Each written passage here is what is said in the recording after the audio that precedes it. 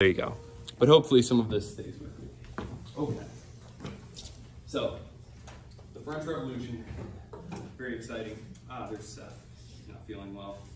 Hopefully Seth will have a speedy recovery. Okay.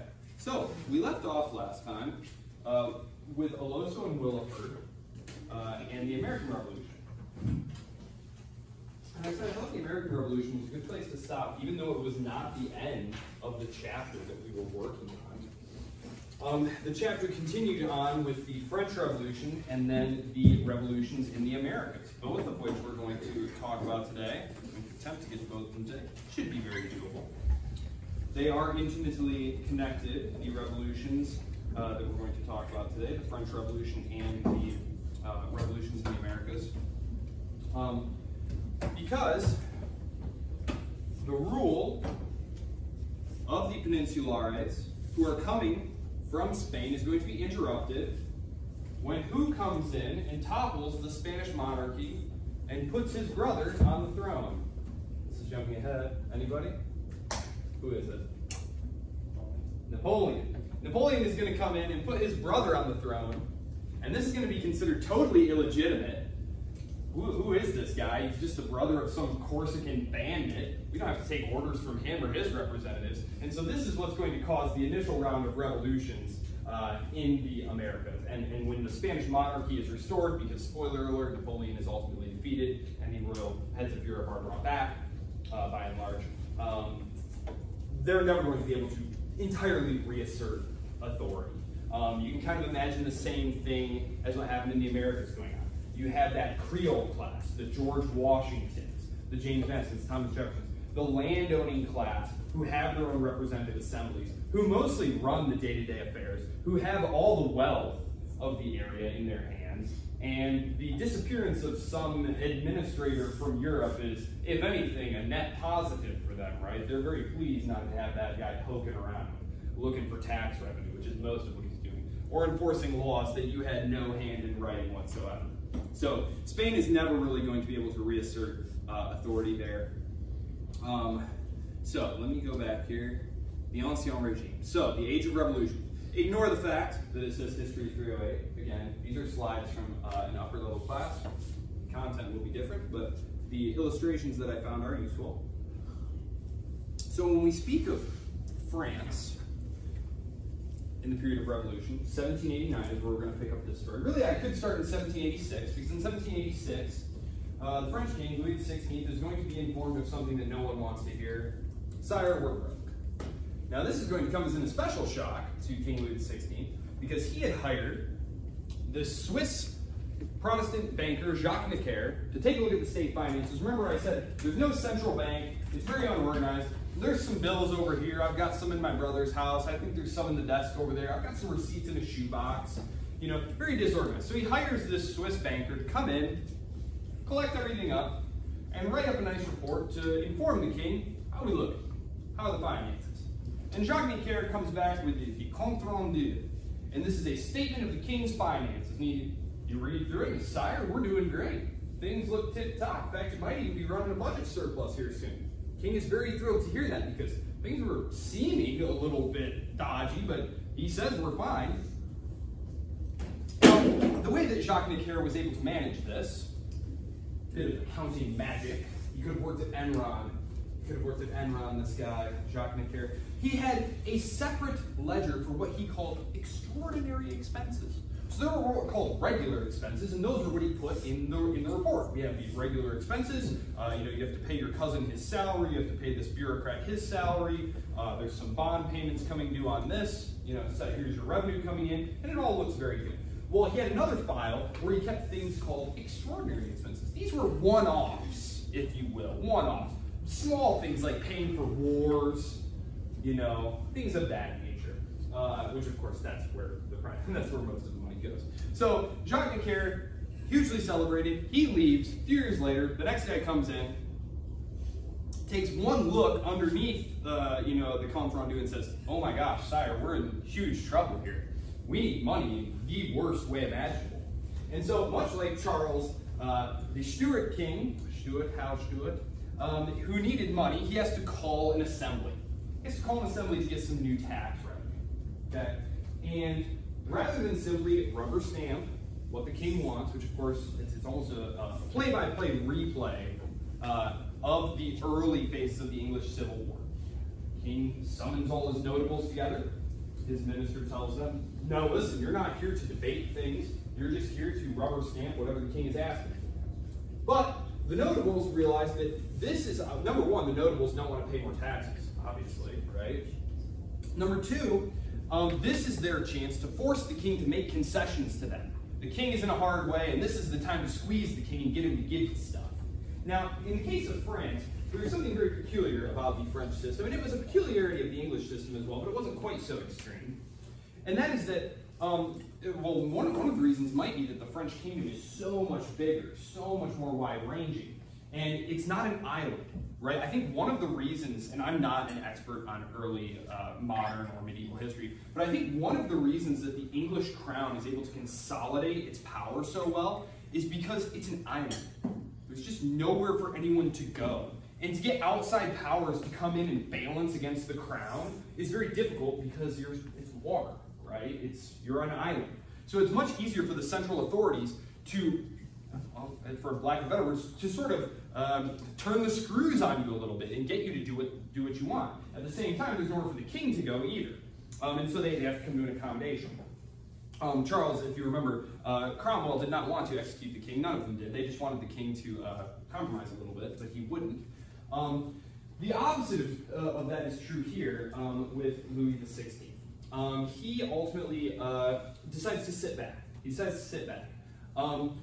As you can see here, there's a very large territory here. It's very fragmented. These lines here represent just some of the different legal and administrative barriers. We're talking, when we say France, the Kingdom of France, we're really imagining and projecting backwards, because really there were tons of little local customs barriers and local authorities and free cities, and I'm tax exempt and I have these special privileges. And the king has sold a lot of these privileges over the years, and he's done this for, one-off payments. We talked about this in the context of like free cities. Basically, a very wealthy commercial city will say, king, we hear you're very hard up for some money. We'll make this one-time huge payment for you, and then in exchange, you no longer have taxing authority over us in the future, nor do your descendants. So it's kind of a time preference thing. The king needs money now. He's willing to trade taxing power with you in the future. Free cities, that's where that comes from. They're very prevalent in the Holy Roman Empire next door. But so basically what this leads to is most of the wealth of the kingdom is not able to be taxed. The king can't tax the church. The king can't tax the nobles, because again, one of the ways that the king keeps all these far-flung nobles in line is, instead of taxing them, he's paying them a salary. He's paying them a sinecure, basically. A sinecure is like an in-name only job, if you will, right? Titles, right? King Louis XVI, or King Louis XIV, the Sun King, is the one who came up with this idea, this very complex hierarchy of nobilities where it didn't really matter what service you performed, it was how many titles you had, and you got these from the king, right? And the idea was to tie the nobility to you, and to keep them around you, rather than out in their provinces where they could be causing trouble for you and having an independent power base. You wanted them totally dependent on you for their power and authority and wealth. And so what you have here is an obviously unsustainable situation. All the wealth of the kingdom you can't tax, and in fact, you're squeezing your peasantry and the bourgeoisie, the small developing commercial class, to pay salaries to these already super rich tax-exempt nobles and church people. So these tax authorities, these administrative barriers, these are eventually going to be done away with. One of the first things they're going to get rid of, because, and I can't remember if we talked about this or in the context of my other class, all these internal barriers to trade are a huge impediment to the development of commerce. Think about it. If I am growing I'm making cheese over here. Now, I know that there's a great market for cheese over on the coast here, but if I have to take my cheese, I could make surplus. I could make even more cheese. I make the best cheese. You've never even had it. It's amazing. But in order to get it all the way to the port at Lyon or Marseille or wherever I'm taking it, wherever the nearest port is, I may have to pass through several different tax zones. I may have to pay 10, 12, 15, 20 different taxes and tolls. What happens to my profit? It's gone, right? By the time I make it all the way to port, I've paid in taxes and fees everything I'm going to make selling the cheese. So instead of making a surplus, I'm just going to make just enough that I can sell here locally and for myself to eat, right? There's no incentive to develop your productive facilities more. And so this is the whole system of internal tax barriers and stuff is one of the first things that the revolution is going to do away with. And even once the revolution is ultimately defeated and walked back, that's going to stay away. That's going to stay away. So, yes, defined by privilege, inherited, or increasingly bought. The nobility, a lot of times you'll hear the nobility, the French nobility, talked about as though this monolithic, stale class. It was actually very open. And I mean, it was stale and, you know, causing the kingdom to stagnate a lot, that's true. But it was also very open. Remember, the king needs revenue, and he's ready to dish out titles. So if you're someone who's been successful in the colonial trade, for example, and you've got some cash in hand, well, you can buy yourself a position. You can buy yourself a title. And now you can be nobility too. So it is open in that sense. But again, we talked, just like I was talking about with the internal barriers to commerce. Instead of taking your profits that you've made doing your business and investing them in expanding facilities, innovating, things like that, what are you doing? You're giving it to the king so he can give you a paper title, right? This is not the productive use of resources, right? This is one of the 100 different reasons the French are never going to compete with the English or eventually the Germans in terms of manufacturing abilities. So, absolutism, yes. Remember, absolutism does not mean the king can just order everyone around like a dictator. He can try, but that's not going to go very well. Ask Charles I. It means that they are ruling without an effective constitution, an effective written constitution. Okay? There are no real hard and fast rules governing what the king can or cannot do. Now, if the king is smart, he's going to recognize trying to order my nobility to do this or that might cause a rebellion, and you obviously don't want to do that, so the king is going to moderate his behavior in some sense. But as we just talked about, really, there's a lot of local taxing authorities going on, lots of local regulations, so it's highly decentralized. And one of the processes that the French Revolution is concerned with is getting rid of all of those local particularities and vesting all power in the central government. All regulations will be standardized by Paris. All taxes will be levied by Paris. All authority to Paris. It's a centralizing process is what the revolution is. Language too. Parisian French, the language that we call French today, that was only gradually proliferated throughout the country, right? And part of this ties into the revolution because you have edicts being issued from France, schools being set up from France, they're teaching in the one quote-unquote French language. But even to this day, you can find 1 million Provençal speakers in France to this day. And there were lots of local, what we call patois. So there were lots of different, like Savoyard is still spoken down here. That's just another dialect of French. It's not technically French. It's associated. It's in the linguistic family. Timeline of the revolutions. Okay. Now I know there's a lot up there, and it is just about as confusing as it looks, truthfully. Other than the outbreak of World War I, probably the subject about which there has been the most studied and the most written, it is important in a way that the American Revolution just isn't. The American Revolution is a peripheral tax revolt. It's difficult not to read history backwards to say that, well, the American Revolution was a globally transformative event because it was the birth of the United States who would go on to hegemonically attempt to rule the world. No, that was not obvious to anyone for a very long time. It isn't for another century that the United States are even taken seriously as a global power at all. So the French Revolution, that's not the case. France is the single most powerful state in Europe. It is the center of culture. It is the center of military power, political power. The language of international diplomacy is French. It's conducted in French. Just like today, we think of English as being sort of the international language, just kind of standard, right? If you read like academic journals or things like that, like they're overwhelmingly in English, no matter where they're printed. It was French. French was the language that they were conducted. There's a great part in War and Peace by Tolstoy where you have these Russian aristocrats who don't speak Russian. They can't even communicate with their own serfs because they spend their time on the continent and they speak French. So, let's dive right in here. So, the king finds out that he's in trouble, needs some cash, needs it fast. Turns to his assembly. The assembly says, nope, you're going to call an estates general. This is the big one. This is the big one where all three estates, the nobility, the clergy, and the commoners all get together and they all get to complain about the king, right? And they all get to put forward demands. It's why no French king had called one since like 1614. It's a terrible idea to get all your subjects together to let them complain and demand things of you, you know? So, what's going to happen? 1689, the Liberal Revolution.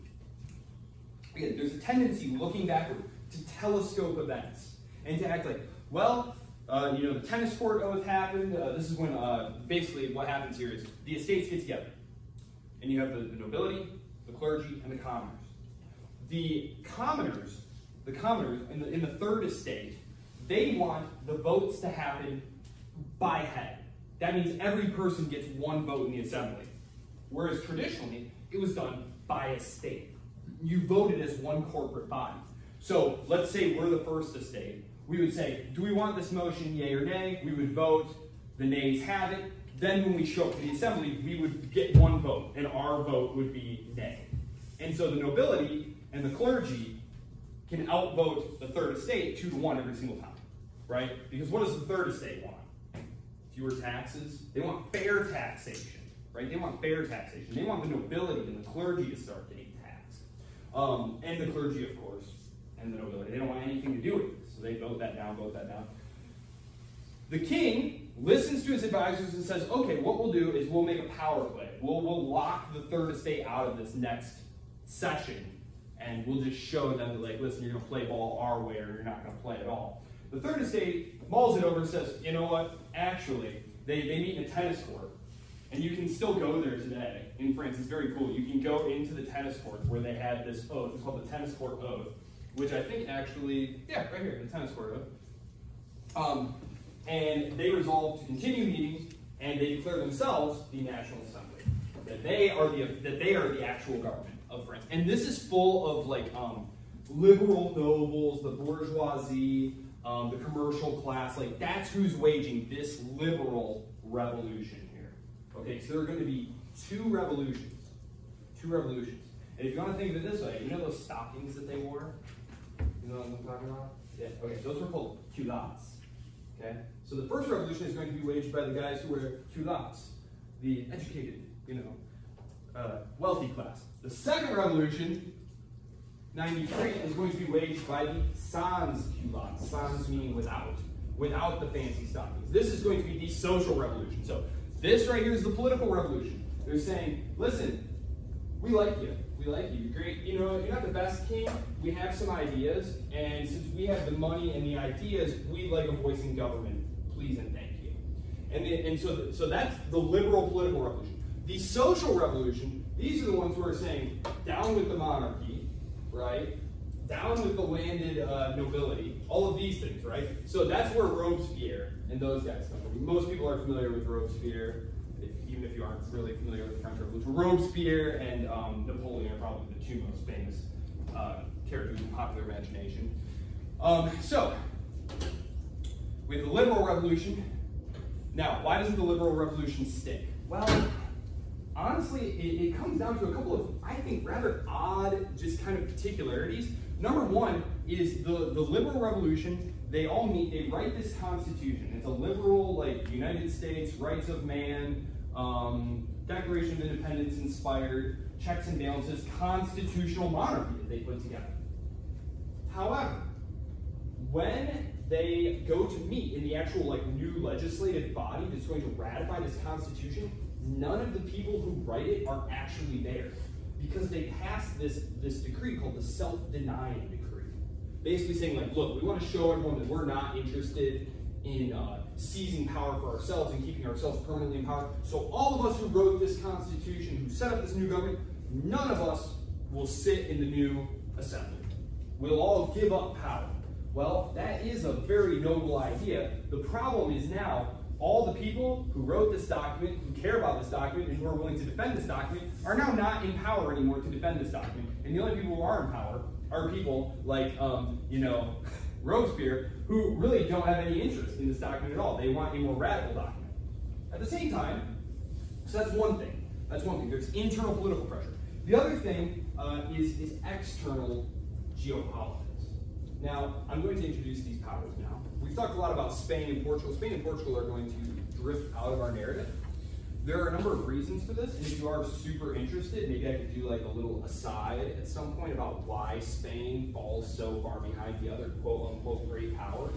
But going forward, when I talk about the great powers, I no longer mean Spain. I certainly don't mean Portugal. I am talking about England, soon to be Great Britain. I'm talking about France. I'm talking about Austria. I'm talking about Russia.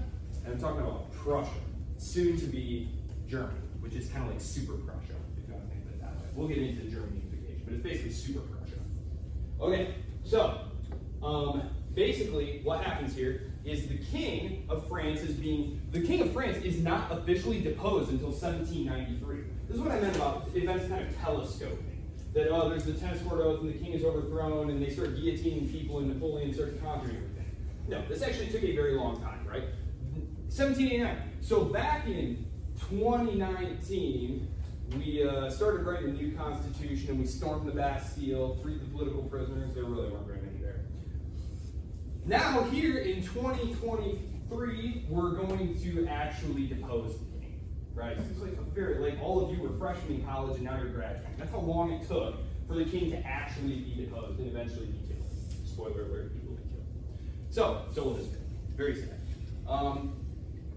The Radical Revolution. In the meantime, in these intervening years, the other great powers surrounding France, and if you read Oloso and Willeford, I think they did a good job generally on this book. I think they did a terrible job explaining the French Revolution, because they fall into all the classic pitfalls. Like all the other powers were determined to battle revolutionary France. No, they weren't. They weren't. That was all Jacobin propaganda. That was all revolutionary propaganda to get people to join up to fight these revolutionary wars that they were about to go fight, which France itself will declare and pick. No, the other powers thought this was all terrific sport. They thought this was great fun, right? Here's France, the big bully, succumbing to revolution internally, staggering around. They're all taking their pick of French colonial possessions. They're basically exploiting France. They're taking advantage of the situation, right? Marie Antoinette, the wife of the king, her brother is, an Austrian Habsburg. He's the, Holy Roman Emperor. She's saying, please do something, help us. And he's like, well, let me check my calendar. Gosh, this week is tough. And next several months, I'm gonna have to think hard on that, So if you look, it isn't until 1795, 1794 that the wars actually get going, which is obviously long after the revolution happened, right? The revolution was, to borrow from Garrett here, the revolution was, it already happened. The Reign of Terror, right here. This is what's happening here. The guillotine, right? Because you're all interested, like, where'd the guillotine come from, right? That's what everybody wants to know. Why did they start chopping everybody's heads off? Because initially, the revolution is not terribly bloody. The first several years of the revolution are not bloody. Like the storming of the Bastille, the March on Versailles, all these, the Day of the Tiles, all these violent, quote-unquote violent events, and they were violent, like maybe, a few dozen, few hundred deaths max. All of a sudden, you've got the streets running red with blood, right? Bodies piling up everywhere. There's a good amount of historical evidence for this now that has charted the amount of bodies, the increase in bodies, with the fortunes of France on the battlefield. And this makes sense, right? The feeling of a nation under threat. I know you're all too young to remember 9/11, but the sense of a nation under threat and just throwing everything out the window. Like, I am young enough, or I'm old enough to remember people being on the radio like, well, it's the Bill of Rights, just forget it. Just torture people if you have to. Kill them, who cares? And that's here, now. Really, we're America, right? We're super powerful and virtually invulnerable. France was not. France was surrounded on all sides, and the government had collapsed. And it really did look, if you, kind of squinted, and, it's hard not to read history backwards, but really, there was a reasonable perception of danger, even though France did pick all these fights itself. When France is winning battles, things are going great. There's not a lot of killing. When they're losing, there's lots of killing. Got to look for people to blame. And a lot of the killing will happen in places where there are suspect populations. People who maybe they aren't being as loyal or helpful to the revolution as the central government in Paris would like. Lyon is a great example. Lyon will rise up in revolt, and they'll pile up the bodies, crazy high in Lyon. Basically making an example. You want to try that? See what happened in Lyon. So making an example of people. This is all very quickly brought to an end, though. The Thermidorian reaction. It's hard to tell the story of the French Revolution because it's a bunch of revolutions and counter-revolutions wrapped up into one. We've already talked about two revolutions, the liberal revolution and the radical revolution. Well, now counter-revolution is happening, right? The radicals have gone so far. From 1786 to 1794, you essentially always have the next most radical faction winning the argument. If you think about it, there's a series of political battles going on. One side are the moderates or conservatives, the other side are the radicals. Repeatedly, the radicals just continue to win, and new radicals take their place, right? Constitutional liberals like the Marquis de Lafayette will lose out to people like Danton and the Girondins, who will lose out to people like Robespierre and the Jacobins. Well, the Jacobins finally believe that they have gone too far, or far enough, I should say, and Maximilien Robespierre attempts to hold back this even more radical faction who wants to take the revolution even further, like kind of proto-communists almost. So they're going to try and push them back. Well, this is going to kind of stall revolutionary momentum, and this is when the counter-revolution is going to happen. In the Thermidorian reaction, what happens is all those guys, Robespierre, his whole crew, they all get grabbed and executed right away, dead. Thermidorian reaction. This is the first successful pushback by the forces of order. The forces of, really, they're not arch-conservatives or anything. They're people who,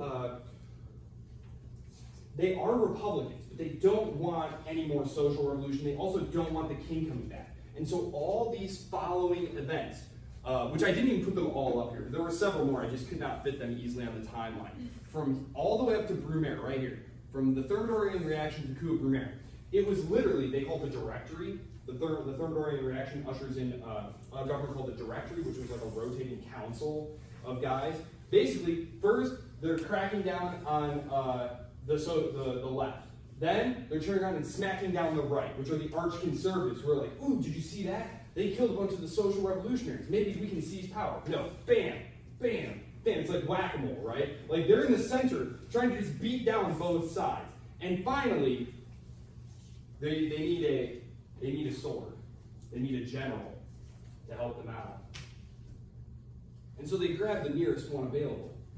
And he happens to be a pretty good one. The coup of Brumaire, Napoleon, with help of his brother, is going to take power. The Directory invite him in, thinking that they are going to use him, and in fact he uses them, obviously. He's the one with the troops after all, and he happens to be a pretty smart guy. So, the coup of Brumaire. A lot of people will call that the end of the revolution. Like, they'll say the revolution started in 89, ended in 99 with the seizure of power by Napoleon, because, spoiler alert, Napoleon is not a Democrat, not even a Republican, right? He's an enlightened despot, Kind of like Julius Caesar, though. If you have to have an enlightened despot, you can and people have done way, way, way worse than him, right? Because what he's going to do, and Napoleon, just real quick background here, Napoleon had been a corporal, an artillery corporal in the French Revolutionary Armies. One of the things that the revolution is going to do is it's going to introduce this idea of meritocracy. No longer are you going to get to command the army because your dad was the Count of so-and-so. No, it's going to be based on who can win battles, which may sound crazy. But yeah, now we're going to actually assign jobs based on who gets the most done. And so Napoleon rises up the ranks very quickly. He's going to conquer much of Italy, northern Italy. He's going to rearrange the political situation there, which is going to really foster a lot of Italian nationalism, something that we'll talk about probably next week, because I see on time I'm going to struggle to get to the Americas. I'm going to really struggle to get to the Americas. Let me see, blah, blah, blah, blah. Yes, so the coup of Brumaire, Napoleon is going to, basically, he is a revolutionary, right? He is a revolutionary. He's part of the revolutionary movement. But he's a very conservative member of the revolutionary movement. And when he seizes power, he essentially is going to say, okay, enough debate.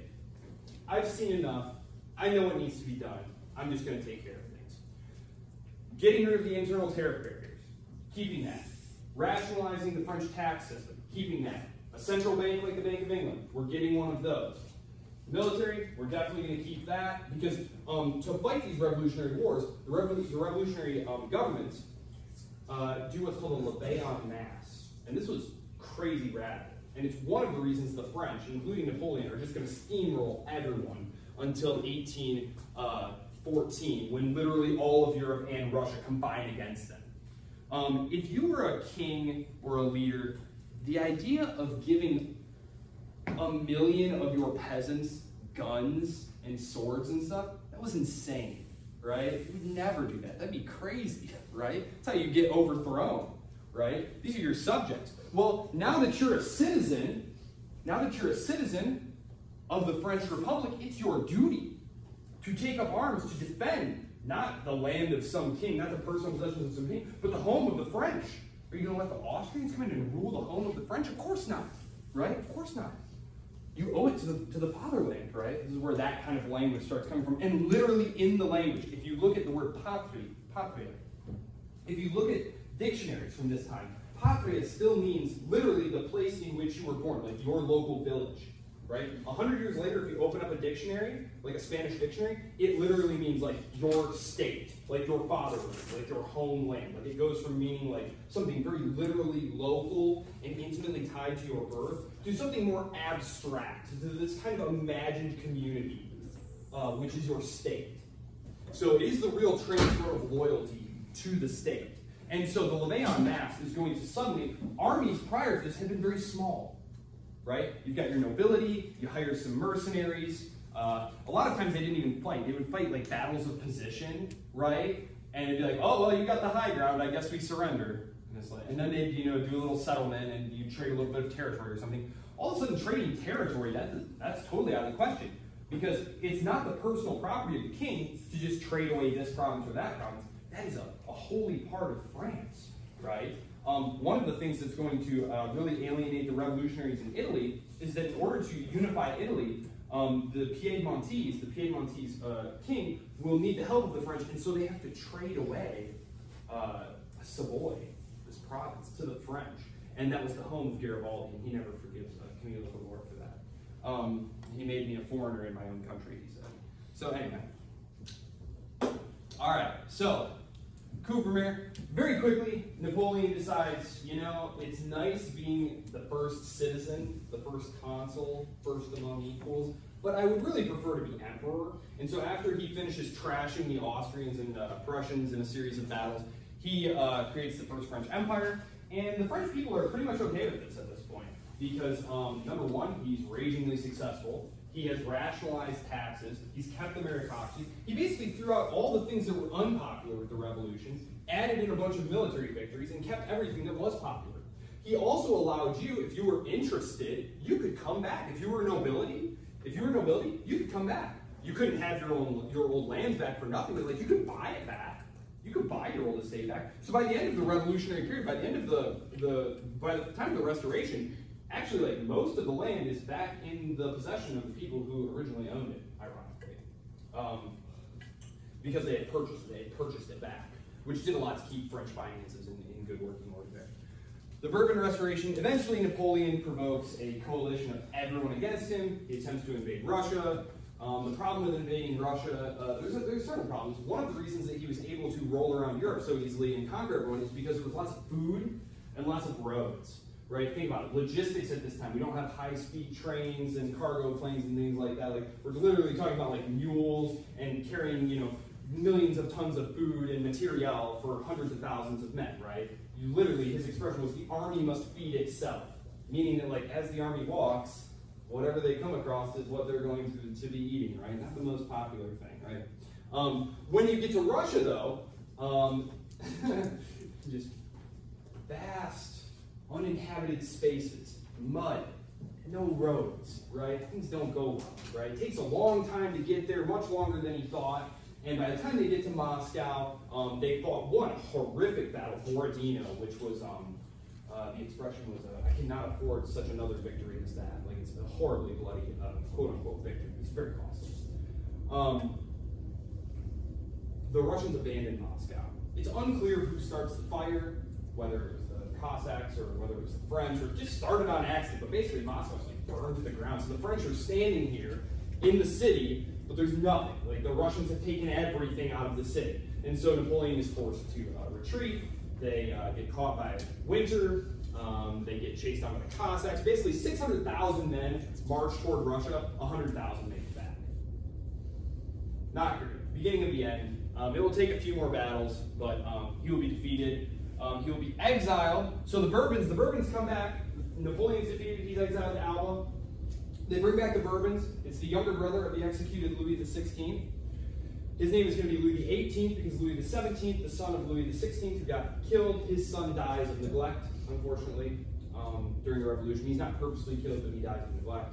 So his brother, the brother of the executed king, Louis XVIII, he comes in and he rolls up with the Allies. The Allies come in and say, all right, we brought you a king. He's going to rule you now.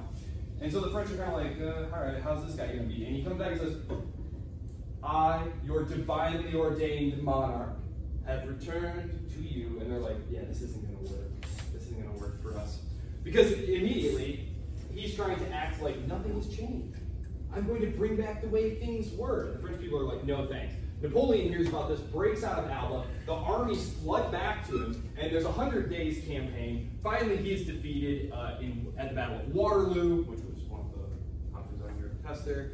The Prussians arrive late and defeat him. If the Prussians had not arrived, it's quite possible that we'd be having a very different lecture right now. The Second Bourbon Restoration. This time when the Bourbons come back, they say, okay, we're essentially going to accept things like the new tax system. We're going to accept that our power comes essentially from a compromise with our people rather than God said we're in charge, and so you better just deal with that. They keep a lot of the innovations that Napoleon came up with. For example, the imperial bureaucracy. Because it's hard to collect taxes, for example. It's hard to enforce regulations. And back at the start of the Revolution, there were about 700 civil servants and bureaucrats working for the Bourbons. By the time of the Bourbon Restoration, there's about 250,000. So instead of paying all these nobility to sit around and have their titles and, you know, be loyal to you, instead, Napoleon has shifted all those resources into an army of bureaucrats and staff officers and professional military and internal police force. So it's a modern state now. It is a modern state in the true sense. It is centrally organized and highly rationalized. So, that's it. Yes, the Revolutionary Wars. Yes, because there's going to be a lot of them. So there's the Revolutionary Wars, and then there's the Napoleonic Wars. So as you can see here, these are the flags of the participants. The War of the First Coalition. This is going to be everyone getting involved here. This is flag of Great Britain. This is the Spanish monarchy. That's the French monarchy. The Prussians and the Habsburgs. The Russians. The Italians, because the Italians, when I say the Italians, that is a flag that was adopted by one of the revolutionary republics that Napoleon sets up. So the French flag, as you can see here, this tricolor, this three-colored flag, if any of you are familiar with like the flags of Europe, vexillology, study of flags, tricky question for you. If you look at European flags, most of them are three colors, right? Either vertical or horizontal. That's where that comes from. The original tricolor, the tricolor, was the French one. The Italians are going to create their own, espousing, because of course Italy is not a unified state at this time, as we've talked about. But this is going to be a flag that represents their national aspirations, and it will be the northern Italian states, specifically Piedmont, that is going to unify Italy, although it is going to take a long time. As you can see, numerous wars of coalitions of powers.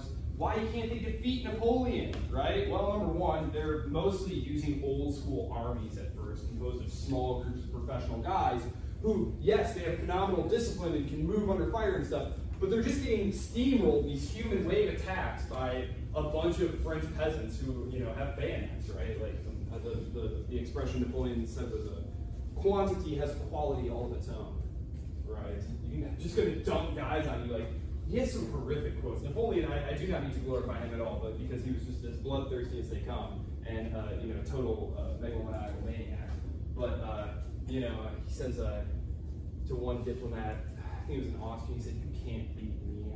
I spend 20,000 lives a month."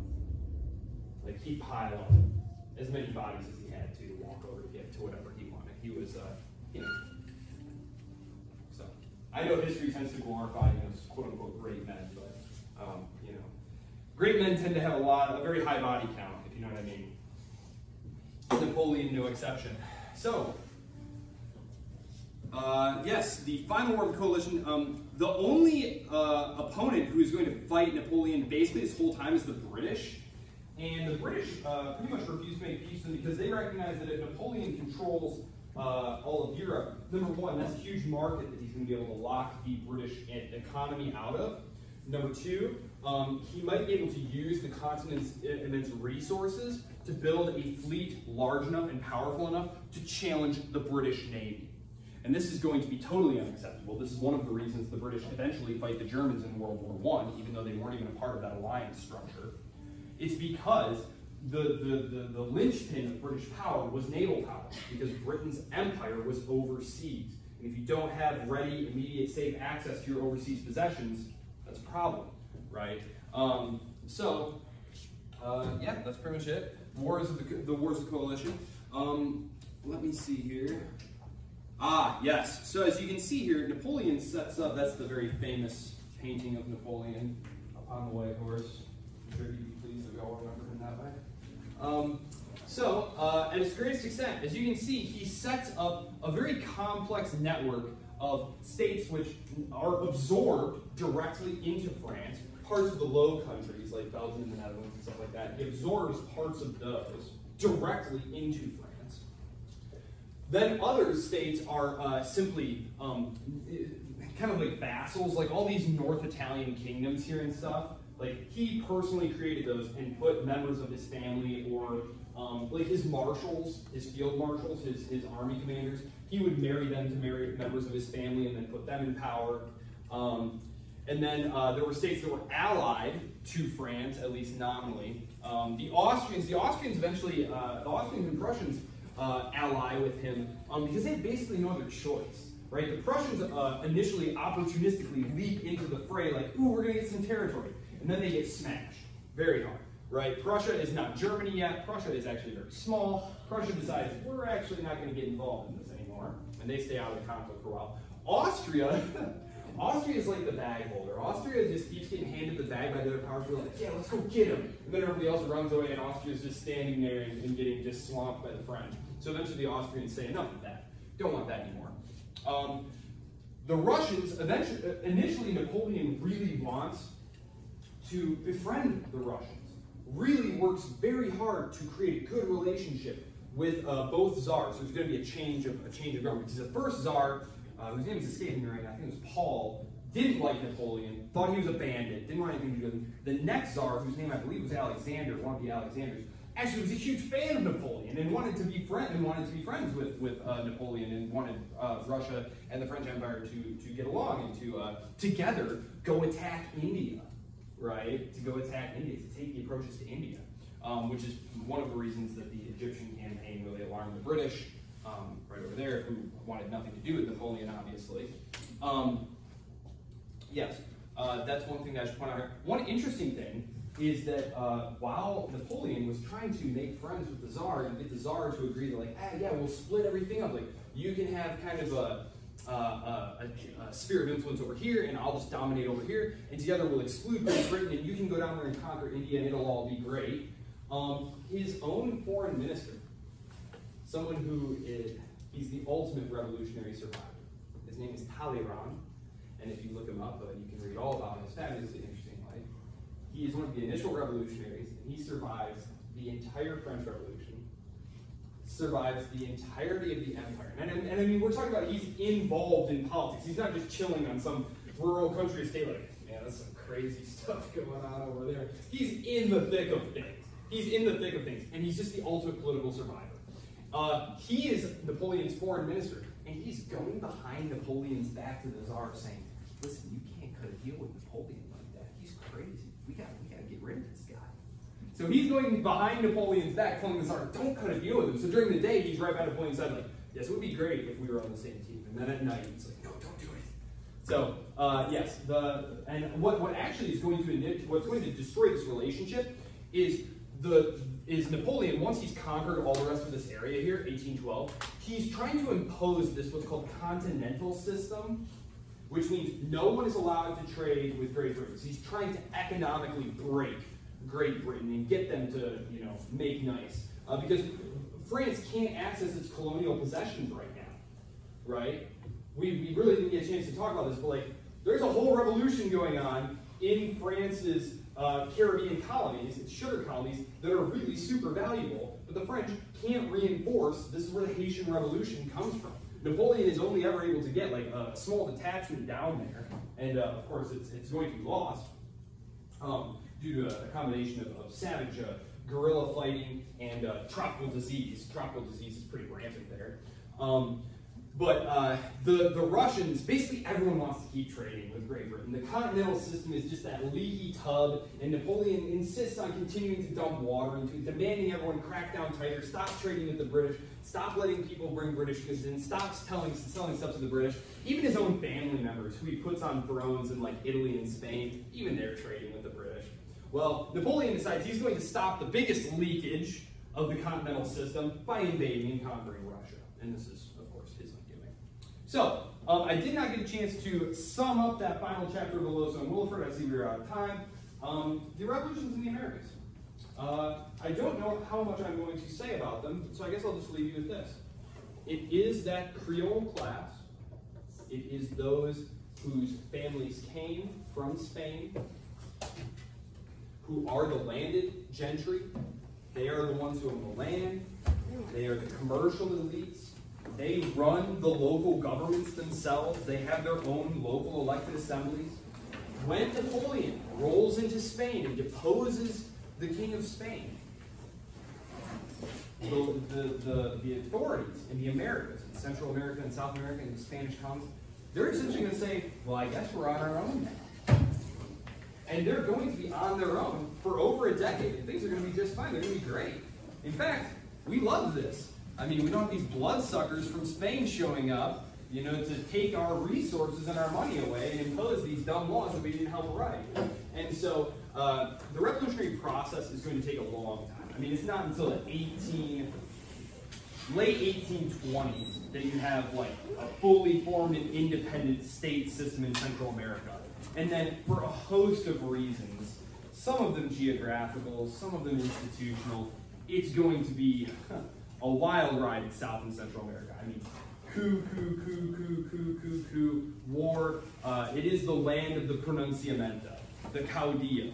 Basically, if you can convince, a host of guys to ride behind you with guns, like you can topple a government. There's actually going to be a fellow in the 1850s by the name of Walker, who's a San Francisco newspaper man, who decides that he's going to make himself president of Nicaragua. And with about 100 guys, he literally goes down there, captures the state of Nicaragua, and has himself declared president. He's eventually killed. The British don't find any of this very amusing, and they're thinking about building a canal through Nicaragua, so they finance some opposition to him, and Vanderbilt is also involved in that. But yeah, so just to give you an idea here of like what we're talking about. South America and Central America, I don't know how much I'm going to talk about them because they're not central to the great arc of history that we are building towards. It just is how it is. So there you go. I will see you all Thursday. If you have any questions, please feel free. Micah, I will let you know as soon as I know anything. As soon as I know anything. I don't know if you need to tell that you're reviewing the specified things you did, get a general idea. Okay, great. Thank you for your patience. I'm so sorry. Thank you.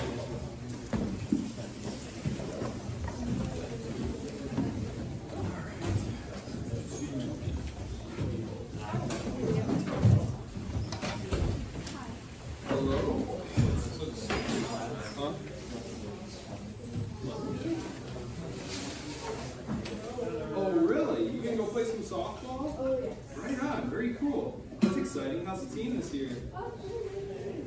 Sweet. Nice. Have fun down in Florida. We'll be all right.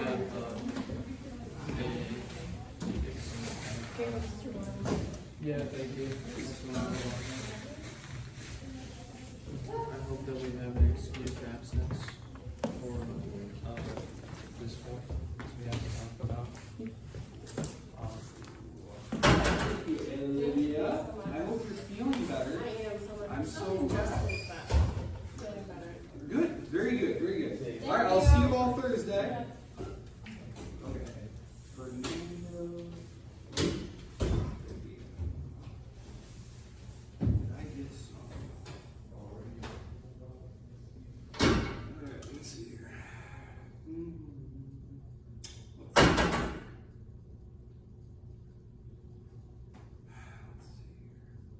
Seth and Jesse.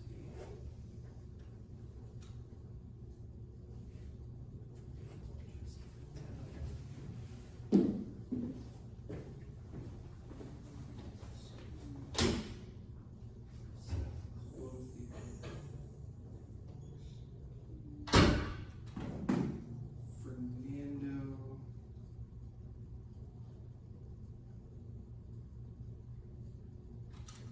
I guess I should stop this.